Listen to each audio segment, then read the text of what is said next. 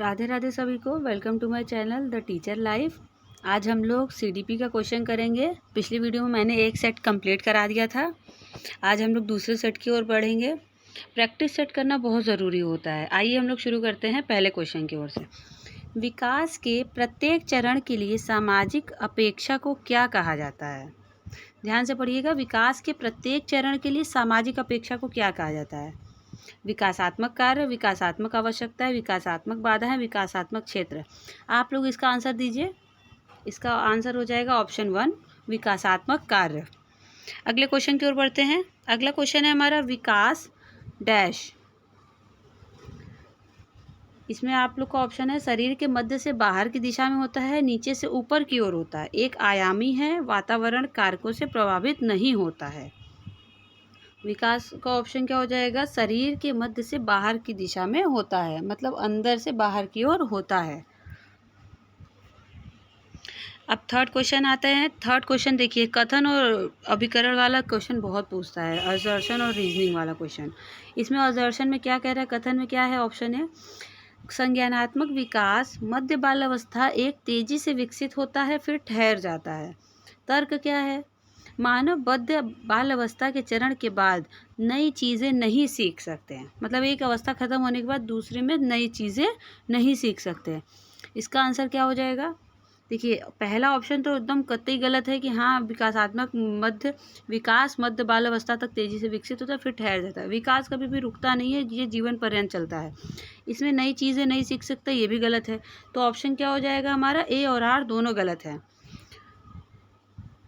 इसका कथन भी गलत है और तर्क भी गलत है।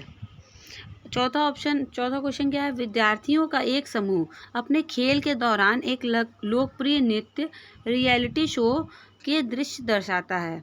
8 वर्षीय सना एक जज के तौर पर दूसरे बच्चे के नृत्य पर टिप्पणी करती है, मतलब उस दूसरे बच्चे का नृत्य देख रही है। 8 साल की एक सना है जो उस पर फीडबैक दे रही है। यह परिस्थिति बच्चों के समाजीकरण में डैश की महत्वपूर्ण भूमिका दर्शाती है। इसका आंसर दीजिए। इसका आंसर ऑप्शन 3 हो जाएगा, मीडिया। अगले क्वेश्चन की ओर बढ़ते हैं। जीन पियाजे का भी क्वेश्चन पूछता है, लेव वाइगोत्स्की का क्वेश्चन पूछता है, हार्वर्ड गार्डनर का क्वेश्चन पूछता है। तो ये सब की थ्योरी आप लोग को एक बार पढ़ लेनी चाहिए, इससे हमारा क्वेश्चन फंस जाता है। जीन पियाजे के संज्ञानात्मक सिद्धांत के अनुसार बच्चे किस अवस्था में वस्तुओं को कहे गए क्रम में लगाने की योग्यता पा लेते हैं? इसमें इनके 4 स्टेज होते हैं, pre operational, operational, concrete operational, farmer operational. इसके 4 अवस्था होते हैं। इसके सेकेंड अवस्था में आता है कि वो सीरियल में लगा सकते हैं। इसका आ जाएगा मूर्त संक्रियात्मक।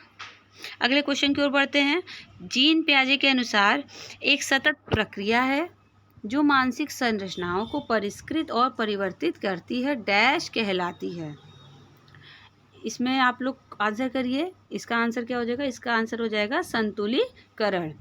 अगले क्वेश्चन की ओर बढ़ते हैं। अगला क्वेश्चन है हमारा, विद्यार्थियों को एक समस्या का हल खोजने में संघर्ष करते देखकर उसकी सहायता के लिए अध्यापिका उन्हें संकेत या आधे सुलझे उदाहरण देती है।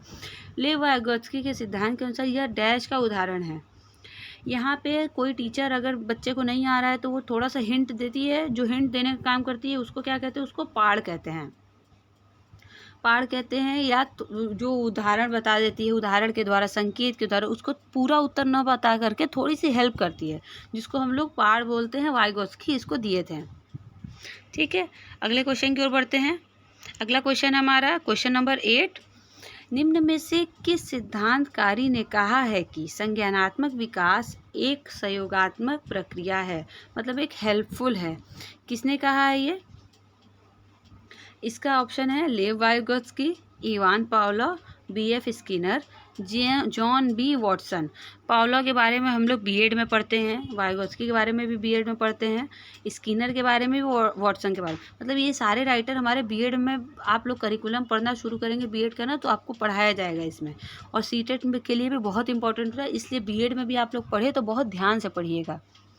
इसका ऑप्शन हो जाएगा ऑप्शन नंबर 1। वाइगोत्स्की ने कहा है कि संज्ञानात्मक विकास एक सहयोगात्मक प्रक्रिया है, जो हमारा कॉग्निटिव डेवलपमेंट होता है वो बच्चों के लिए बहुत हेल्पफुल होता है। अगला है लॉरेंस कोलबर्ग, देखो मैंने कहा था ना कोलबर्ग का भी आता है, कोलबर्ग ने जो जो सिद्धांत दिए हैं उसका आएगा, वाइगोत्स्की ने जो जो दिए थ्योरी उसका आता है, पियाजे का थ्योरी आता है, हार्वर्ड गार्डनर का थ्योरी आता है जिन्होंने बुद्धि के प्रकार बताए हैं। कोलबर्ग ने सिद्धांत दिया है मोरल डेवलपमेंट का, नैतिक विकास का। अगला क्वेश्चन है हमारा, लॉरेंस कोलबर्ग ने किस किस सिद्धांत की एक मुख्य आलोचना है कि इनके सिद्धांत में क्या कुछ कमी रह गई है, जो कमी है उसके सिद्धांत में नारी परिपेक्ष गौण है।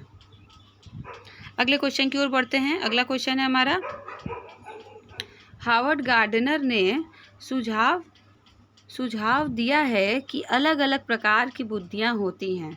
निम्नलिखित में से कौन सी बुद्धि गार्डनर द्वारा प्रस्तावित प्रकारों में से एक नहीं है? इसका ऑप्शन है संगीतमय, भाषाई, शारीरिक गति संवेदी, व्यवहारिक। आपके पास चारों ऑप्शन है, इसमें से आप लोग आंसर करिए। इसका आंसर ऑप्शन 4 हो जाएगा, व्यवहारिक। ठीक है, हार्वर्ड गार्डनर ने जो सुझाव दिया है अलग अलग प्रकार की बुद्धियां होती हैं, बताया था मैंने 8-9 प्रकार की बुद्धियां बताई हैं जिन्होंने गार्डनर बताई है। इसमें क्या है, व्यवहारिक बुद्धि हो जाएगा, जो उसमें से एक नहीं है। इन्होंने व्यवहारिक बुद्धि का कोई बात नहीं किया, संगीतमय का बात किया, शारीरिक गति संवेदी का बात किया, भाषाई का बात किया है। अगला क्वेश्चन है हमारा, ये क्वेश्चन है, इनमें से कौन सा विकल्प एक प्रगतिशील कक्षा में संरचनात्मक शिक्षण का उदाहरण है? जो एक्स्ट्रा ऑर्डिनरी सोचते हैं, क्रिएटिव सोचते हैं, उनका कौन सा उदाहरण है? आपके पास चारों ऑप्शन अवेलेबल है। इसका आंसर आप लोग हमें कमेंट में बताइएगा। अगली वीडियो में मैं इसका आंसर शेयर करूँगी और जिन्होंने सही आंसर बताएगा उसको मैं शाउट आउट दूँगी। ठीक है, मिलते हैं नेक्स्ट वीडियो में, तब तक के लिए गुड बाय। लाइक कर दीजिए, सब्सक्राइब कर दीजिए, इसको शेयर करिए अपने सीटेट एस्पिरेंट के साथ, ताकि वो भी वीडियो देखकर अपना सीटेट क्वालिफाई कर ले, क्योंकि आने वाले ईयर में वैकेंसी आने वाली है। आप लोग जल्दी जल्दी से अपना सीटेट क्वालिफाई करिए ताकि आप लोग आगे उस वैकेंसी को फुलफिल कर सकें। Thank you.